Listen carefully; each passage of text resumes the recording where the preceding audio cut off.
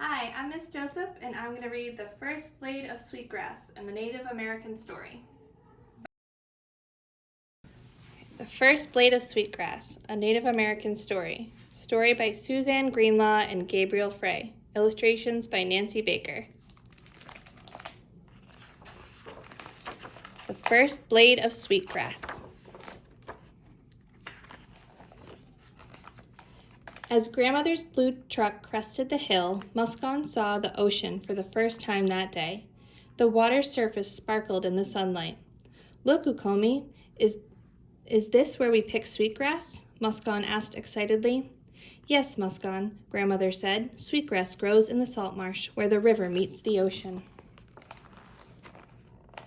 "My grandmother brought me here when I was a girl. She was my first sweetgrass teacher.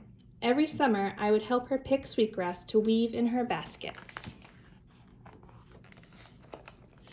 Our people have been coming here to pick sweetgrass for generations. We call it Willamaski, and we use it in ceremony as well as baskets. Sweetgrass is a spiritual medicine for us."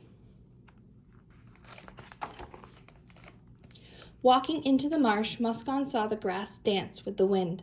All the grasses shone bright against the sun. "Ukomi, how will I tell which grass is sweetgrass?" she asked. "All the grass looks the same."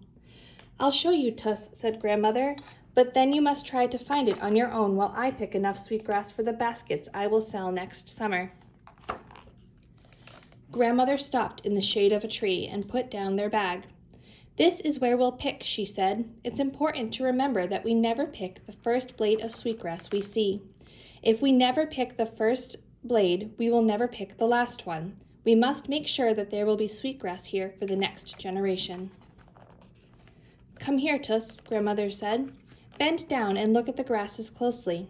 Sweetgrass has a shiny green tassel and blades and a purple stem, and it gives itself to you. If you tug lightly on a piece of sweetgrass, it will let go. If you pull too hard, you are not pulling sweetgrass."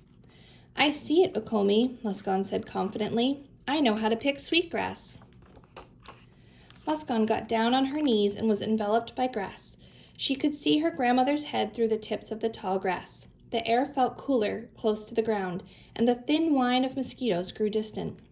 Muscon looked for the purple-stemmed sweetgrass, but all the grasses looked the same. Frustrated, she started to pull at any stems she could reach. Some broke off where she tugged. Others pulled out of the soil.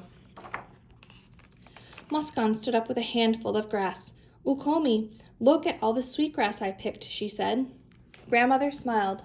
"Tuss, that is a good first try, but that's not sweetgrass. I'll show you again." She knelt beside Muscon and said, "First you have to look at the different grasses and get to know them. Do you see this grass with a thick stalk and a light green color? That's not sweetgrass. This plant has a small white flower. That's not sweetgrass either. Sweetgrass is a shiny emerald green with a purple bottom. Sit here and take your time. Your ancestors are here with you. My grandmother is here with you, helping you." Muscon sat in the cool air and watched the colors of the grass shift with the wind. A large bird flew into the marsh, then glided onto the water. She looked at her grandmother and saw that she had already picked a lot of sweetgrass. Muscon closed her eyes and thought about her grandmother as a little girl in this very same place. She thought about her ancestors here in the marsh. Slowly, the smell of sweetgrass drifted by her. It was the same sweet hay smell that was in her grandmother's basket room. Muscon opened her eyes and smiled. In the distance, she could see her ancestors picking sweetgrass in the marsh with her. She looked down at the grasses again. The beautiful emerald green color of sweetgrass popped out from the other grasses. She could see it. Muscon reached eagerly to pick the first blade of sweetgrass she saw, but then stopped. Remembering her grandmother's words, Muscon reached past the first blade of sweetgrass and tugged lightly on the next one. She felt the roots let go of the soil as the grass gave itself to her hand.